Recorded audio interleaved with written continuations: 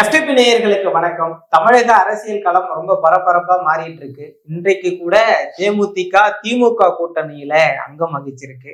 இது எந்த அளவுக்கு திமுகவுக்கு சாதகமா இருக்க போகுது, இதை பற்றி பேச நம்மோடு வம்சி அவர்கள் இணைந்திருக்கிறார். வணக்கம். வணக்கம் சதீஷ். தொடர்ந்து பேசியிருக்கோம் தேமுதிகவுக்கு எந்த கூட்டணி சரியா இருக்கும் அப்படின்னப்போ நீங்க கூட திமுக ஆப்ஷன் எடுக்கலாம் அப்படின்ற மாதிரி சொன்னீங்க. இப்ப சேர்ந்துட்டாங்க, எப்படி பாக்குறீங்க? இல்ல, இது முன்னாடியே டிசைடட் தான்.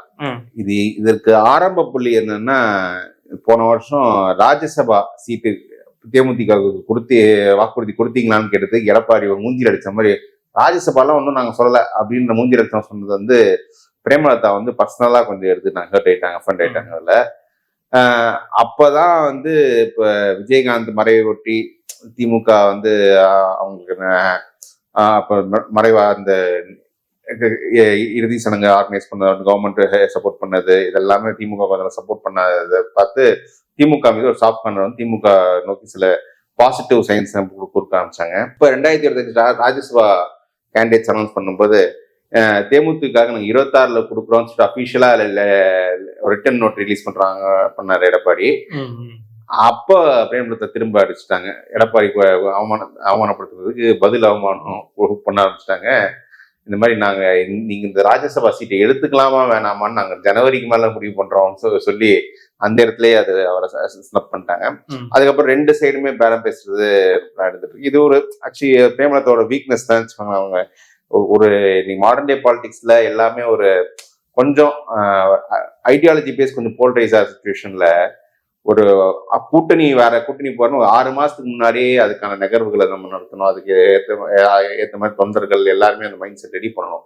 இவங்க கடைசி நேரம் வரைக்கும் ரெண்டு சைடு பேரம் பேசுனது வந்து கொஞ்சம் பாக்குறதுக்கு அருவருப்பா இருந்துச்சு. போன 2 நாள் முன்னாடி வந்து ஈஷா மையத்துல அந்த சிவராத்திரி விழாவில் போயிட்டு இவங்க வந்து கலந்துக்கிறாங்க. அப்போ கூட என்டிஏ கூட்டணி சேர்றாங்கன்ற மாதிரி டாக் இருந்தது.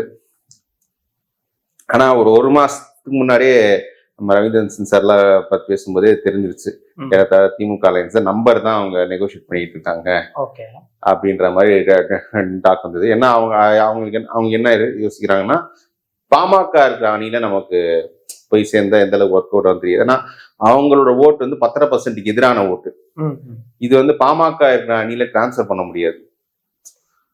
இதே பாமகக்கு எதிரான அணியில இருந்து அந்த 10% எதிரான ஓட்டு வந்து ஒட்டுமொத்தமா இவங்களால கன்சாலிடேட் பண்ண முடியும் என்ற அந்த புள்ளியில வந்து அவங்க நகர்ந்தாங்க. இன்னைக்கு வந்து நேற்று ராஜ்யசபா தேர்தலுக்கு அறிவிப்பு வந்திருக்கு. அறிவிப்பு வந்த உடனே அவங்க சீக்கிரமா இப்ப ஃபைனல் இதுக்கு மேல தாமதம் பண்ணா 2 கட்சிகளும் வேணாம் சொல்லிடுவோம்னு ஒரு முடிவு எடுத்து வந்துட்டாங்க. இதுல இன்னொரு விஷயமும் இருக்கு. எடப்பாடி வந்து தேமுதிகவுக்கு வந்து ஒரு கதவை மூடிட்டார். ஒரு மாசம் எப்ப பாமக கூட்டணி வந்ததோ அப்பவே தேமுதிக நமக்கு வேண்டாம். அவருக்கும் தெரியும் தேமுதிக ஓட்டு வந்து அது டிரான்ஸ்பர் ஆகாது, அவங்க 10% எதிர்ப்பு ஓட்டு எங்க டிரான்ஸ்பர் ஆகுதுன்னு தெரியும். அவர் வேணாம்னு தான் இருந்தாரு. அந்த கட்சியில இருந்த வேலுமணி, ராஜேந்திர பாலாஜி போன்றவங்க எல்லாம் அவங்க மாவட்டத்துல தேமுதிக ஒரு பெனிஃபிட் கிடைக்கும்னு சொல்லி கொடுத்தாங்க. அவர் பிஜேபி கடைசியில வந்து திமுக விட போறாங்கன்னு சொல்லி தெரிஞ்சும் கொஞ்சம் பார்கெயின் ஏற்றி விடுவோம்னு சில முயற்சிகள் பண்ணாங்க. பட் பெட்டர் சென்ஸ் ப்ரிவைல்டுன்னு எடுத்துக்கலாம். திமுக கூட்டணி வலிமையா இருக்கு அப்படின்னு ஒரு பார்வை இருக்கு. இன்னைக்கு அதிமுக இன்னும் கொஞ்சம் கூட்டணி பலம் கூட வேண்டிய தேவை இருக்கும் பொழுது எடப்பாடியே வேணான்னு சொல்றாரு. அந்த கட்சி எங்க திமுகவுக்கு உதவ போகுதுன்ற ஒரு பார்வை இருக்குல்ல. இல்ல, அது அரித்மெட்டிக்கோட கெமிஸ்ட்ரி முக்கியம். இவங்களோட ஓட்டு வந்து 2006ல விஜயகாந்த் வரும்போதே அவர் வந்து பாமக எதிர்ப்பு ஓபிசி ஓட்டுக்கு ஒரு முகமாட்டம் வந்தார். இப்ப 2006 பார்த்தோம்னா திமுகவும் அதிமுகவும் பாமக கிட்ட கொஞ்சம் அஞ்சு பாமக தான் அப்ப டிசைடிங் ஃபேக்டர் இருந்தாங்க. அவங்க எந்த பக்கம் கூட்டணி வைக்கிறாங்களோ அந்த அணிதான் ஜெயிக்கும் அப்படின்ற மாதிரி இருந்தாரு. ராமதாஸ்க்கு பெரிய மரியாதை இந்த 2 கட்சியும் கொடுத்திருந்தது. ஆனா களத்துல அவங்களுக்கு எதிர்ப்பு வளர ஆரம்பிச்சது. அதுவும் குறிப்பா இந்த அன்புமணி மத்திய அமைச்சரான பேர்ல அந்த எதிர்ப்பு ஓட்டர்ஸ்க்கு வந்து ஒரு முகமாட்டு விஜயகாந்த் வந்தாரு. பண்டூட்டி ராமச்சந்திரன் உதவியோட விருதாச்சலத்துல விஜயிச்சார். விஜயகாந்த் தன்னோட மதுரை ஆளுன்ற மாதிரி பொசிஷன் பண்ணிட்டு இருந்த நபர் சம்பந்தமே இல்லாமையா விருதாச்சலத்தில் நிக்கிறாருன்னா அப்ப வந்து தெரிஞ்சிடும் அந்த களத்துல இருந்த பாலிடிக்ஸ்ன்றது. பாமக எதிர்ப்பு வாக்குகளுக்கு இவங்க ஒரு முகம் அன்னைக்கு ஒரு ஸ்பேஸ் இருந்தது, ஒரு வேற்றிடம் இருந்தது. ஏன்னா திமுக அதிமுக பாமக அன்னைக்கு எதிர்க்கிற இடத்துல இல்லை. ஸோ பாமக எதிர்ப்பு வாக்குகள் ஒரு முகம் தேவைப்படுது. அந்த முகம் மட்டும் விஜயகாந்த் மறுத்தனார். அந்த பீரியட்ல தான் ஒரு பாமக எதிர்ப்பு தலித் வாக்காளர் முகமாட்டு திரும்ப சொன்னார். அதுக்கப்புறம் நீங்க 2009 தேர்தல்லாம் எடுத்துக்கிட்டீங்கன்னா ஏடிஎம்கே பிஎம்கே அலையன்ஸ் இருக்கும்போது பாமக கண்டஸ்டட் சீட்ஸ் எல்லாத்துலயுமே தேமுதிக ஓட்டு வந்து 1 லட்சம் ஓட்டு மேல போயிட்டு தன்னை கருப்பு எம்ஜிஆர் ப்ரொஜெக்ட் பண்ணிட்டு அந்த அதிமுக வாக்குகளை வந்து பிரிச்சார். அதனாலதான் 2009க்கு அப்புறம் ஜெயலலிதா வந்து பாமக கூட்டணி போகவே இல்லை. ஆனா இந்த கல யதார்த்தம் புரியாத கலைஞர் வந்து 2011 பாமகவுடைய மீண்டும் கூட்டணி போயிட்டு அவர் வந்து விசிகாவும் உள்ள விசிகா வச்சு அவர் எடுத்த பாமக எதிர்ப்பு ஓட்டு மொத்தமா இங்க அதிமுக 11 டிரான்ஸ்பர் பண்ணிட்டாரு. அதிமுக பெரிய 11 எமர்ஜென்சி அதிமுக தேமுதிக அலையன்ஸ் பாமகக்கு எதிராக பாமக விசிகா கூட்டணிக்கு எதிரான அணியில் இருந்த அலையன்ஸ் பெருசா ஒர்க் அவுட் ஆச்சு 11க்கு அப்புறம் ஜெயலலிதாவோட பாலிடிக்ஸ் பார்த்தோம்னா ஆன்டி பிஎம்கே பாலிடிக்ஸ் கொஞ்சம் அக்ரெசிவா பண்ணாங்க. ராமதாஸ் ஜெயிலில் போட்டது, டார்ச்சர் பண்ணது, பாமக அந்த வழக்கு போட்டது, இதெல்லாம் இது பண்ணி அவங்க அந்த ஆன்டி பிஎம்கே ஓட்டுக்கு ஒரு ஃபேஸ் ஆட்டு அவங்க எமர்ஜி இருந்தாங்க. இவர் அந்த விஷயத்த விஜயகாந்த் அது புரியாம 14 என்டிஏல பாமக இருக்க என்டிஏல கலந்துட்டதால இன்னும் ஃபர்தர் அவருக்கு அந்த வீக்கன் ஆச்சு. அதுக்கப்புறம் அவர் உடல்நிலை பாதிப்பு எல்லாமே கொஞ்சம் இருந்துச்சு. இப்போ இந்த 10% இஷ்யூக்கு அப்புறமா அவங்களுக்கு ஒரு ரிவைவல் வந்து 2024 வந்து எடப்பாடி கொடுத்தாரு. 5 தொகுதின்றது அவங்களோட சக்திக்கு அது அதிகம் தான். பட் அதை யூஸ் பண்ணிட்டு அவங்க ஒரு ஓட்டை எடுத்துட்டாங்க. இப்போ அந்த அதிமுக பாமக கூட்டணி உருவாகும் பட்சத்தில் 10% மீண்டும் இந்த அணி கொடுத்துருவாங்க ஒரு தோற்றம் இருக்கும்போது அந்த ஒரு பர்செப்ஷன் இருக்கும். அப்ப அந்த ஓட்டை வந்து ஆர்கனைஸ் பண்றதுக்கு தேமுதிக ஒரு பெரிய ஃபேக்டர் இருக்கும். பிளஸ் அவங்க கொஞ்சம் நாயுடு ஓட்ஸ் கொஞ்சம் கான்ட்ரிபியூட் பண்ண முடியும். விருதுநகர்லாம் நம்ம டிஸ்கஸ் பண்ணோம், அங்கெல்லாம் கொஞ்சம் கான்ட்ரிபியூஷன் இருக்கும், பொங்கல் கொஞ்சம் கான்ட்ரிபியூஷன் இருக்கும்ன்ற அந்த மைண்ட் செட்ல திமுக சேர்ந்திருக்காங்க. ஒரு தன்னோட அணியை பலப்படுத்துற முயற்சியா திமுக இறங்கியிருக்காங்க. அதுல இது ஒரு பெரிய ஒரு ஷார்ட் தான். தேமுதிக ஆரம்பம் பாமக எதிர்ப்பா இருந்தாலும் கூட 2011 இருந்து அதிமுக கூட்டணியில அங்கம் வகிக்கிறாங்க. ஆனா அது முழுக்க இப்போ திமுக ஆன்டி திமுக வாக்குகளாக தான் தேமுதிக இருந்திருக்கும். அப்படி இருக்கும்போது எப்படி கான்சென்ட்ரேட் ஆகும்? இல்ல அது பெருசா அவங்க வந்து 21 1/2% ஓட்டு போன அப்புறம் அந்த ஓட்டு விழுந்துருச்சு. 24 எடுத்தது அந்த விஜயகாந்த் மேல ஒரு மதிப்பு இருக்க ஓட்டு தான் அது இருக்கும். இந்த ஆன்டி டிஎம்கே ஓட்டு தான் அவங்களுக்கு இருக்கு அப்படின்னு இல்லை. அவங்க இப்போதைக்கு அந்த 10% இஷ்யூ அந்த இஷ்யூக்கு எதிராக தன்னை பாலிடிக்ஸ் பண்ணி அந்த பாமக எதிர்ப்பு தன்னை இழந்த ஓட்டை வந்து திரும்ப ரிட்ரீவ் பண்ண முடியும்.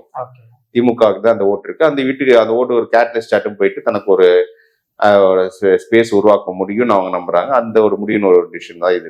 வட மாவட்டங்கள்ல திமுக ஓரளவுக்கு வலிமையா இருக்காங்க. குறிப்பா அதிமுக வெற்றி பெறக்கூடிய தொகுதிகள் அவங்களே தான் வெற்றி பெற்றுட்டு இருக்காங்க. அந்த இடங்கள் தேமுதிக கன்வெர்ட் பண்றதுக்கு வாய்ப்பு. அது இப்படிதான் ஸ்டாலின் நம்புறாரு. சேலம் தருமபுரியில இவங்களுக்கு கொஞ்சம் ஓட்டு இருக்கு, அவங்க கான்ட்ரிபியூட் பண்ண முடியும் அப்படின்னு நம்புறாரு.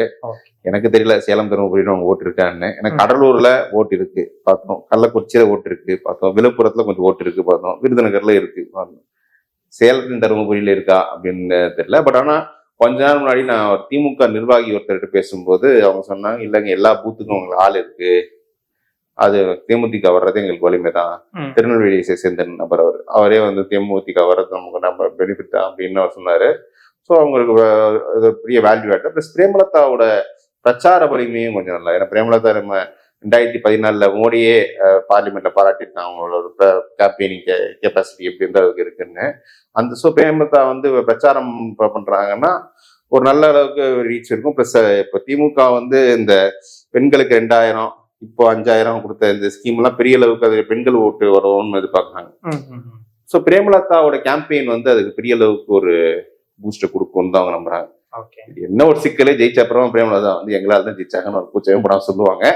அது திமுக சகிச்சுட்டு தான் இருக்கும். திமுகல இப்ப எந்த இடத்துல தேமுதிகவிற்கான பங்கு இருக்குன்னு பார்க்க முடியும்? விசிகா இருக்காங்க, இடதுசாரிகள் இருக்காங்க, அந்த அளவுக்கு தான் சீட்டு ஒதுக்கீடு இருக்குமா இல்ல அதை தாண்டி வந்து? எனக்கு தெரிஞ்சு திமுக நீ எப்படி வரும்னா ஒரு 160 170 சீட்ல வந்து உதயசூரி நிற்க வாய்ப்பு இருக்கு. அதுதான் அவங்க பிளான் பண்ணிருக்காங்க. கடந்த முறை இந்த கூட்டணி கட்சிகளுக்கு ஒரு சிறிய இன்கிரிமெண்ட் கொடுக்கணும்னு ஸ்டாலின் ஃபீல் பண்றதாட்டு உள்ள விசிகா கம்யூனிஸ்ட் இவங்களுக்கு எல்லாம் ஒரு சின்ன அளவுக்கு ஒரு இன்கிரிமெண்ட் இங்க எக்ஸ்பிரஸ் பண்ணி கொடுக்கலாம்னு நினைக்கிறாரு. மற்றபுறம் காங்கிரஸுக்கு வந்து அவங்க சொன்ன நம்பர் வந்து இப்ப இங்க நடக்கிற பிரச்சனையெல்லாம் விட்டுருங்க, அதெல்லாம் ஒரு ஒரு காமெடி. கனிமொழி ராகுல் காந்தியை சந்தித்து போது அவங்க சொன்ன நம்பர் வந்து 30 சீட்டு, தேமுதிக வந்து அவங்க சீட்டு குறைச்சிக்கிறோம் அப்படின்னு தான் அவங்க சொன்னாங்க. அது வந்து மோஸ்ட்லி அவங்க அந்த 27, 28 அந்த ரேஞ்சில் அப்படி இருக்கும். ஸோ ஏறத்தாழ இந்த உதயசூரியன் அல்லாத கட்சிகள் வந்து கிட்டத்தட்ட 60 சீட்டு கிட்ட கண்டெஸ்ட் பண்ணலாம் வாய்ப்பு இருக்குன்னு தான் நான் நினைக்கிறேன். திமுக உதயசூரியன்ல ஒரு 170 தொகுதி கண்டெஸ்ட் பண்ணும். ஓகே, இந்த தொகுதியில கமல் வேற இருக்கிறாரு. கமல் உதயசூரியன் நினைக்காத வாய்ப்புகள் அதிகம். அவர் சொந்த சின்னம் வாங்கியிருக்காரு, பட் சொந்த சின்னத்துல நிப்பாரா அப்படின்னு எனக்கு தெரியல. பட் உதயசூரியன்ல கண்டெஸ்ட் பண்ணதான் கமல் கேட்பாங்க. ஓரளவுக்கு வெற்றிக்கான வாய்ப்பு இருக்கிறதா பார்க்கலாமா தேமுதிக இணைஞ்சதுக்கு அப்புறம்? நல்லாவே வாய்ப்பு இருக்கு. இது செய்யறதுக்கு முன்னாடியே திமுக அணி வந்து கொஞ்சம் அஹெடா தான் இருந்தாங்க. ஏன்னா அவங்களோட combination chemistry, social political coalition நல்லா இருக்கு. இந்த இப்போ 5-6 கொடுத்த ஸ்கீம் எல்லாம் கொஞ்சம் இருக்கு. இதுல கொஞ்சம் ஸ்ட்ராங்கா இருந்தாங்க. இப்போ தேமுதிகவும் உள்ள வந்ததால பெரிய பெரிய ஸ்ட்ரென்த் அவங்களுக்கு இந்த கூட்டணிக்கு சரி இருக்கு. முன்னாடி கேட்டிருந்தீங்க எப்படி சீட் ஷேரிங் நடக்கும்னு கேட்டிருந்தீங்க. இப்ப தேமுதிக உள்ள வந்தால் இந்த அணி பெரிய அணி என்ற ஒரு தோற்றம் வந்து இது வெற்றி வாய்ப்புள்ள அணியை தோற்றம் இருக்கிறதால மற்ற அணிகளும் வந்து இந்த அணியில கிடைக்கிறதால நம்ம எம்எல்ஏ போஸ்ட்ன்றதால கொஞ்சம் ரொம்ப அதை பார்கெயின் பண்ணா கொஞ்சம் பார்கெயின் குறைச்சிட்டு கொடுக்குற சீட்டை வாங்கிட்டு அந்த சீட்டெல்லாம் எம்எல்ஏ சீட்ஸை கன்வெர்ட் ஆகும். அந்த அடிப்படையில் அவங்களும் வாங்கிடுவாங்க. இப்போ கிட்டத்தட்ட 2% 2024 தேர்தலில் வாங்கியிருந்தாங்க. திமுக கூட்டணியில எத்தனை சீட்டு வாங்குறதுக்கு வாய்ப்பு இருக்கும்? அதுவும் தனித்து நிப்பாங்களான்ற ஒரு தனித்த சின்னத்துல நிப்பாங்களான்ற ஒரு கேள்வியும் இருக்கு. எப்படி பாக்குறீங்க? சீட்டு வந்து லாஸ்டா திமுக வந்து 9 சீட்டு சொன்னாங்க.